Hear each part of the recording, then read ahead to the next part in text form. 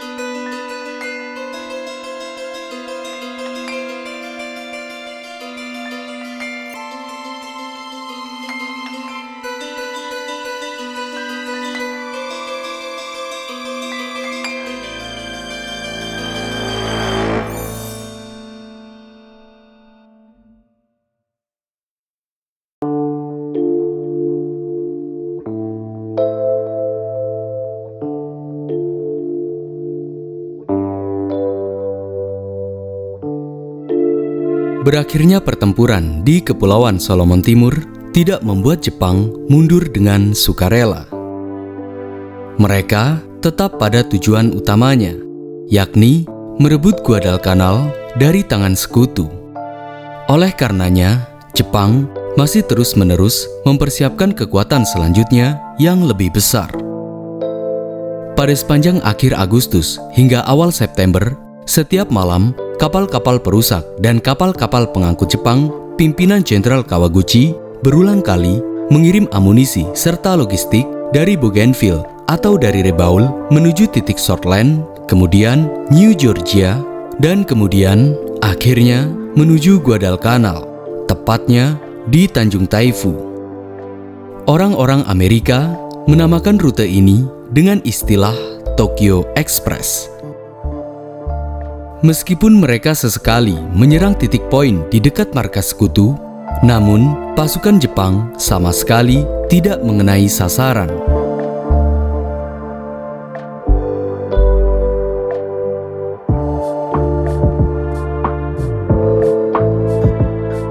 Sebenarnya, Jepang menggunakan rute Tokyo Express dengan sandi kaktus ini sejak awal Agustus sebelum dimulainya kampanye Guadalcanal.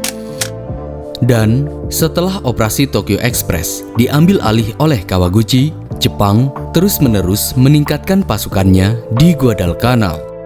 Bahkan, Kawaguchi dan pasukannya dengan percaya diri berniat akan melakukan operasi untuk menyerang sekutu. Lantas, apakah sekutu tidak menghambat gerakan Jepang? Padahal Taifu berada di dekat Hendersonville, markas sekutu? Tentunya tidak. Sekutu tidak cukup amunisi untuk menyerang. Jepang pun juga demikian.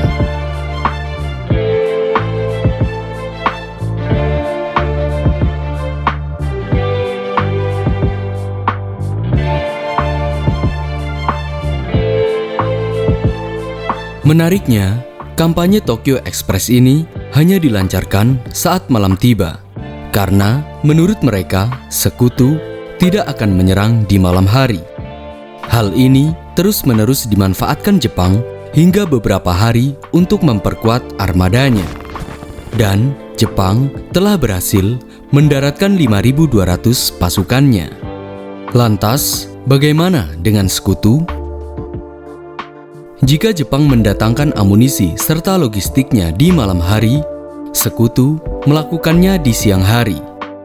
Setiap siangnya, dari Tulagi, mereka mengerahkan 1.500 pasukannya menuju Guadalcanal, hingga kemudian terkumpul menjadi 11.000 pasukan di Guadalcanal di bawah komando Edson dan Jenderal Van de Grief. A curious tactical situation had developed at Guadalcanal as mastery of the seas was exchanged every 12 hours. The Americans ruled during daylight hours as ships unloaded and launches dashed around the Sound. Twilight signaled a quick Allied exodus and the arrival of the Tokyo Express. Mengenai pergerakan sekutu dan Jepang dalam rangka mendatangkan bala bantuannya, terdapat perbedaan kekuatan di antara keduanya. Jepang tidak akan berhasil melawan sekutu di siang hari, sementara sekutu tidak bisa mengungguli Jepang saat bertempur di malam hari. Namun, hal ini tidak berlangsung lama. Saat waktunya tiba, Jepang dan sekutu akan menyerang satu sama lain.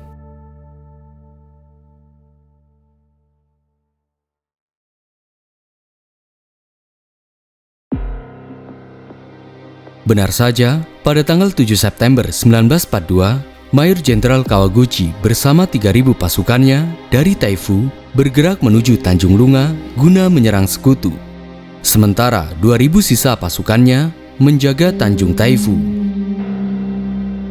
Di waktu yang hampir bersamaan, pihak intelijen sekutu pun segera memberi informasi bahwa Jepang berada di Poin Taifu. Namun, pasukan sekutu tidak mengetahui kalau Jepang akan melakukan gerakan.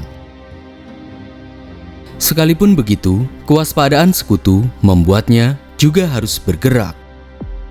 Alhasil, pada tanggal 7 September, Jenderal Edson bersama pasukannya yang diangkut oleh 2 kapal perusak dan 2 kapal pengangkut bergerak menuju Poin Taifu. Esok harinya, tepat di pukul 5.30 pagi hari, Jenderal Edson bersama pasukan terjun payung serta beberapa kapal tempurnya tiba di Poin Taifu. Mereka berencana menyerang markas Jepang di Tashimboko dekat Taifu. Dan saat memasuki pukul 8.00 terjadi kontak senjata antara Jepang dan sekutu.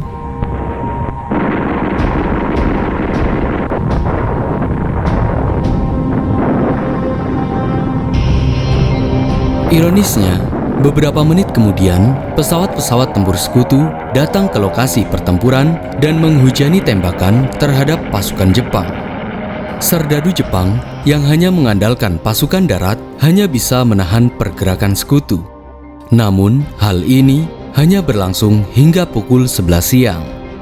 Sebanyak 27 tentara Jepang tewas dan sisanya berlarian ke dalam hutan dan bersembunyi. Alhasil, pertempuran ini dimenangkan oleh Batalion Edson. Dari pertempuran ini, pasukan Edson berhasil menghancurkan markas Jepang di Tashimboko dan merampas sejumlah tumpukan perbekalan Jepang serta beberapa dokumen penting yang berisi mengenai rencana Jepang. Berbekal dokumen itu serta informasi dari warga setempat, Edson bersama pasukannya mengetahui bahwa sebanyak 3.000 pasukan Jepang pimpinan Kawaguchi kini sedang bergerak menuju Tanjung Lunga. Tidak pikir panjang, Edson bersama 830 pasukannya bergerak menuju Tanjung Lunga untuk membantu Jenderal Van de Grief dan pasukannya yang kala itu berjaga di Poin Lunga. Dari sinilah pertempuran baru, pertempuran sebenarnya yang mengisahkan heroisme Edson serta Kawaguchi akan terjadi. Pertempuran ini dikenal dengan Pertempuran Bukit Edson.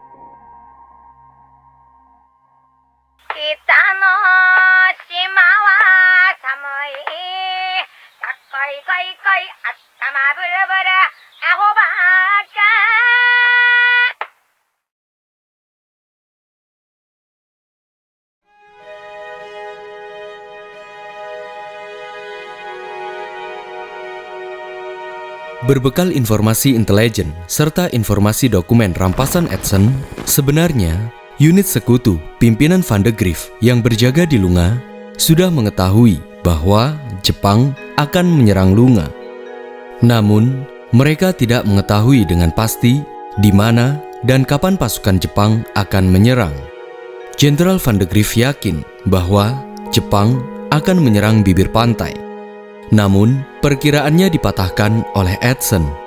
Menurut Jenderal Edson, titik poin sasaran Jepang adalah punggung bukit yang berada di perimeter Lunga. Pandangan Edson ini sangat beralasan. Karena pada pertempuran sebelumnya, pasukan Kawaguchi menangkap satu marinir Amerika.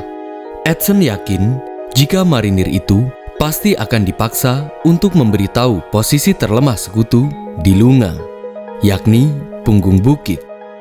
Atas saran Edson, akhirnya pada tanggal 9 September, Jenderal Van de Grief memerintahkan Kolonel Edson untuk menempatkan 840 pasukannya di 3 punggung bukit sekaligus di perimeter Lunga. Bukit 80 yang berada di selatan berdekatan dengan hutan, Bukit 123 di sebelah utara, dan Bukit Tanpa Nama yang terletak di sebelah utara sendiri dengan tinggi 18 meter. Bukit Tanpa Nama ini nantinya dikenal dengan Bukit Edson. Sementara itu, pasukan Jepang pimpinan Kawaguchi yang berkekuatan 3.000 pasukan hanya bergerak untuk mengintai sebelum akhirnya mereka menyerang. Kawaguchi membagi pasukannya. Di sebelah timur unit pimpinan Oka dan di sebelah barat unit pimpinan Kuma. Sementara untuk mengalihkan perhatian sekutu, Kawaguchi menyerang Lunga dari laut. Dan pada tanggal 11 September siang hari, pasukan Kawaguchi pimpinan Kuma menyerang punggung-punggung bukit dengan bom meriam. Serangan ini berlangsung singkat.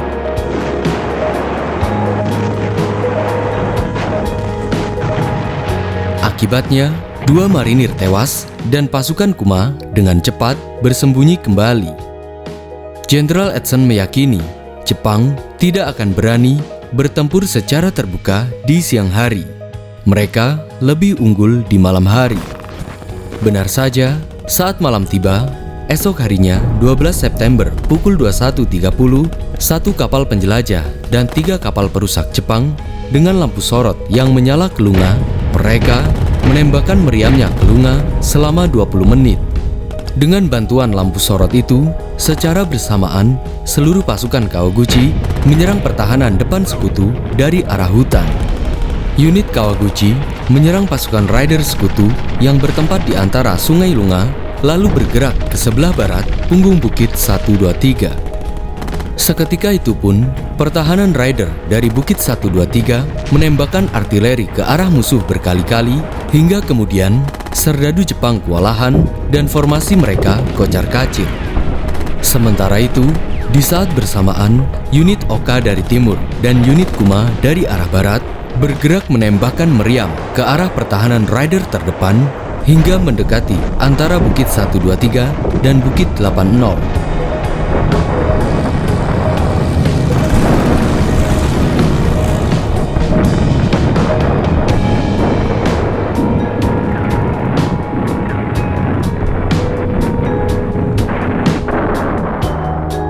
Namun, alih-alih serangan itu membuat sekutu mundur, justru unit Rider serdadu sekutu itu membuat pasukan Jepang terpecah dari formasinya dan tersebar tanpa arah di area perimeter Lunga.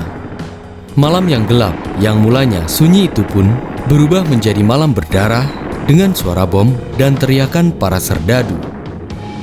Hal ini berlangsung hingga berjam-jam.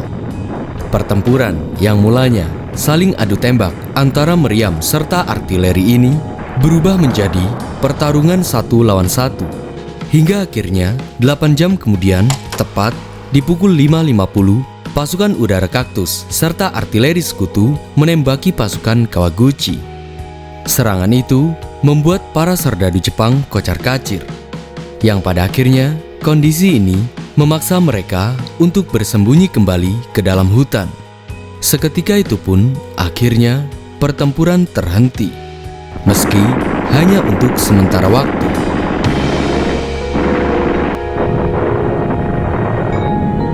Meski begitu, sekutu tetap waspada dan terus-menerus meningkatkan kekuatan benteng di perimeter Lunga. After this first night on the Bloody Ridge, Colonel Edson will pull the Marines back 100 yards, which will allow him to tighten his perimeter. The defense will be much improved, fields of fire will be improved. The Japanese will have another 100 yards of open ground to attack across, and that gives him some more space to employ his artillery firepower on those attacking Japanese.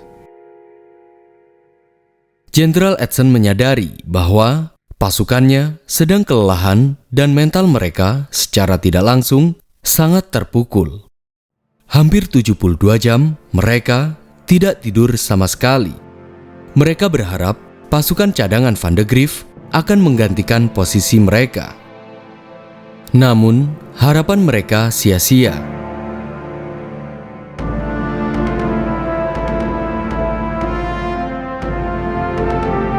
Kala itu, pasukan Van de Grief sedang bertugas menjaga lanut Hendersonville dari serangan udara Jepang. Tujuannya salah satunya untuk memperlancar pengumpulan bala bantuan seperti halnya Tokyo Express yang dilakukan oleh Jepang. Hampir setiap hari, tembakan peringatan hingga pertempuran udara di sekitaran Hendersonville kian terjadi. Namun, Jepang tidak dapat menyentuh sama sekali lapangan udara Hendersonville. Kondisi ini menjadi jelas. Satu sisi, sekutu harus mempertahankan Hendersonville, dan di sisi lain, sekutu termasuk pasukan Edson juga harus mempertahankan Lunga serta mampu mengalahkan Jepang dalam pertempuran berikutnya. Tidak ada waktu istirahat, juga tidak ada waktu lengah. Menurut Edson, jika lengah di tengah jalan, kesempatan emas untuk mengalahkan Jepang tidak akan datang kembali. Ia berencana akan meluluh lantahkan Jepang malam ini juga.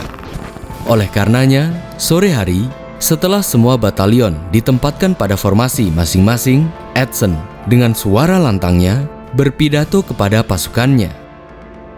Kalian telah melakukan pekerjaan dengan baik. Tunggu 1 malam lagi. Saya tahu kita sudah lama tidak tidur, tapi saya punya banyak alasan untuk percaya bahwa kita akan mendapatkan kemenangan di sini. Pidato itu lantas membius 830 marinir serta 3.000 pasukannya yang mulanya hampir putus asa kembali memiliki semangat baru.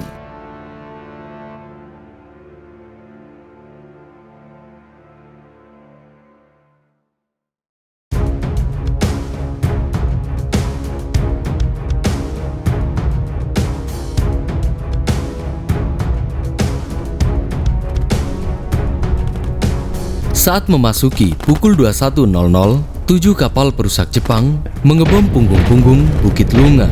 Beberapa menit kemudian, 1 batalion Kuma dari arah barat menyerang pertahanan terdepan sekutu hingga pasukan sekutu mundur ke punggung Bukit 123. Adu tembak itu berlangsung hampir 1 jam. Dan saat memasuki pukul 22.00, 1 unit pasukan Watanabe menyusup dari dekat Bukit 123 untuk menyerang pasukan sekutu. Serangan ini membuat gerakan mundur sekutu menjadi kacau. Namun, tidak lama kemudian, 1 batalion sekutu dengan formasi tapal kudanya datang menyerang serdadu Jepang dan bahkan membuat formasi Jepang menjadi kacau. Di saat yang hampir bersamaan, 1 batalion dari arah Bukit 80 menembakkan meriam ke arah punggung Bukit 123. Namun, serangan ini dapat dilumpuhkan oleh serdadu sekutu. Pertempuran pun terhenti sejenak. Kolonel Edson pun segera membentuk formasi kembali dan memperkuat sayap kiri barisan pertahanan di depan Bukit 123. Alhasil, dengan bayonet, senapan, artileri, serta meriam, pasukan sekutu dengan brutal menyerang para serdadu Jepang dari berbagai sisi. Serangan ini berlangsung hingga pukul 4.00 pagi hari. Dalam kondisi ini, kondisi yang mana Jepang hampir menguasai pertahanan sekutu, Kolonel Edson berlari ke atas punggung bukit tanpa nama dengan tinggi 18 meter. Di sana, Edson berpidato agar semua pasukan kembali bangkit untuk melakukan serangan terakhir. Kehadiran Edson di atas punggung bukit ini membuat punggung bukit yang mulanya tanpa nama kemudian dikenal dengan punggung Bukit Edson. Dan pertempuran ini dikenal dengan Pertempuran Bukit Edson. Pidato Edson yang kembali membius para serdadu sekutu itu akhirnya membuat mereka berniat untuk melancarkan serangan terakhir dengan brutal. Bom meriam serta artileri terus-menerus dilancarkan hingga hampir habis. Nyaris Semua senjata marinir hampir habis dan Edson menggambarkan kondisi ini bahwa beberapa pasukan sekutu dan Jepang kali ini bertempur dengan tangan kosong. Beruntungnya, tak lama kemudian bala bantuan sebanyak 3 pesawat tempur Amerika yang berangkat dari Hendersonville mengebom tempat pertahanan unit Kawaguchi. Banyak pasukan Jepang yang berlarian. Sementara itu, unit Kuma masih tetap bertempur dengan para Raider sekutu. Namun, tank-tank sekutu dapat memukul mundur batalion Kuma. Di saat bersamaan, batalion Oka menembak meriam ke arah sekutu. Namun, serangan itu dapat dibalas dengan tembakan artileri. Pasukan Oka pun berlarian ke hutan.